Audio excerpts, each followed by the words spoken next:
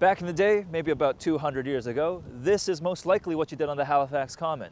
You brought in your cows and let them graze on the grass. Now, a lot has obviously changed to the Common since then, but have you ever thought about how it might change in the future?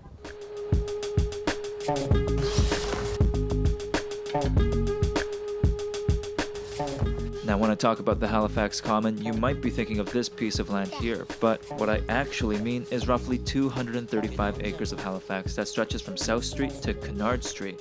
All of that is technically the Halifax Common. Here's some history. The Mi'kmaq have been using these lands for hunting and camping for over 10,000 years, but the Halifax Common that we know today was established when King George III granted the land to the citizens of Halifax in 1763. Now, back in those days, the Common was just another piece of land outside the settlement of Halifax, and nobody really thought much of it. But then, Halifax began to grow, and grow, and grow. All of a sudden, the Halifax Common wasn't just some park on the outskirts of the city. It was literally in the middle of it. And that meant people wanted to use this land. Over the next couple centuries, the city began to consider other uses on the Common. This included things like the public gardens, the Campbell Cemetery, the Halifax Infirmary, the Victoria General Hospital, Alright, it was a lot. Some of these changes have been really good for the city. A lot of people continue to enjoy amenities on the Commons like the Oval or Common Roots Urban Farm, but with more and more of the Commons filling up, other changes have been met with some concern. For example, in the 1800s, several parcels of land were leased off for private use. Today, several houses and condominiums currently exist in lands that were originally intended to be enjoyed by everyone in Halifax. Now, there's nothing wrong with change, but what is problematic is that there hasn't really been a plan.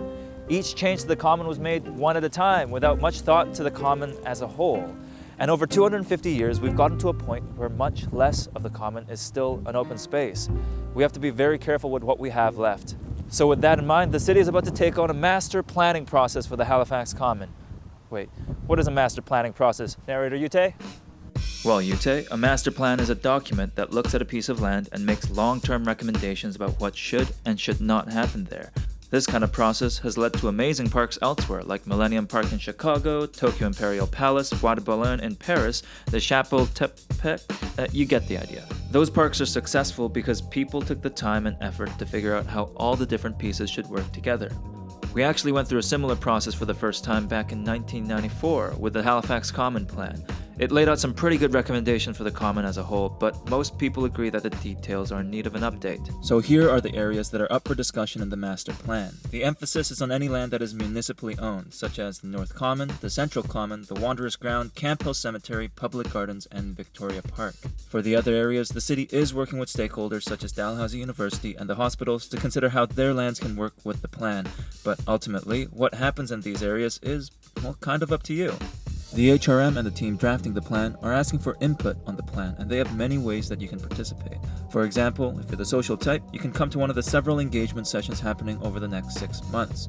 If you can't come in person, you can still fill out a survey and learn more about the project online, or even post your input on social media with the hashtag #I'mOnTheCommon.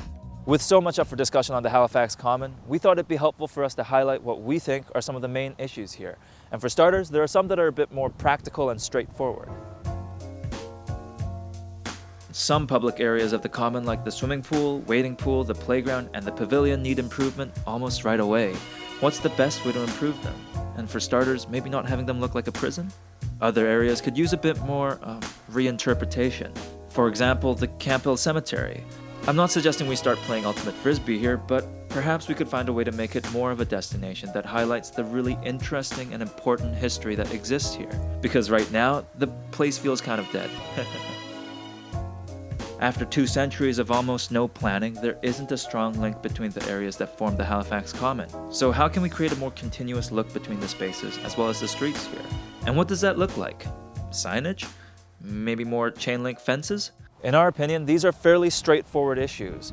But then there are some trickier questions, and these ones don't have an easy answer. As much as we'd love for the master plan to have everything we could possibly want for public spaces, the reality is that there's only so much land to work with here.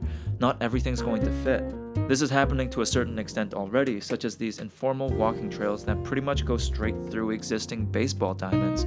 All that means that there needs to be a discussion on what uses we prioritize for the Commons. I think a good way to look at this discussion is to consider who's being included and who's being excluded in this space. For example, the tennis courts at the Halifax Commons are really nice and well maintained, but the public pool and pavilion are, well, you get the point. At the end of the day, the Commons should ideally reflect the needs and interests of as many people as possible. But there's also a discussion on what we want the Common to be like, and we think that means striking a balance between program space and flexible space. Having more program space means having more activities such as the Oval, or having Paul McCartney come play a show every now and then. See Halifax, we love you, we'll see you next time! However, fitting too many uses into the Common could make it quite hectic, and would also require more money from other sources. For example, the Oval received a lot of sponsorship from Emera. It's sometimes nice to just have an open patch of grass that nobody is telling you what to do with. It makes for a calmer and more flexible space that offers a retreat from the busy city life around you. But perhaps that misses out on the full potential of these spaces. It's an exciting time for the Commons, and a lot is up in the air. But one thing is certain. The Commons has changed a lot throughout its 250-year history, and it's most certainly going to change in the next 250 years. What's important is that we continue having these conversations and discussions on how the Commons can best serve the needs of the citizens of Halifax. So I hope you can be a part of that. Oh, there you stand now, babe. Looking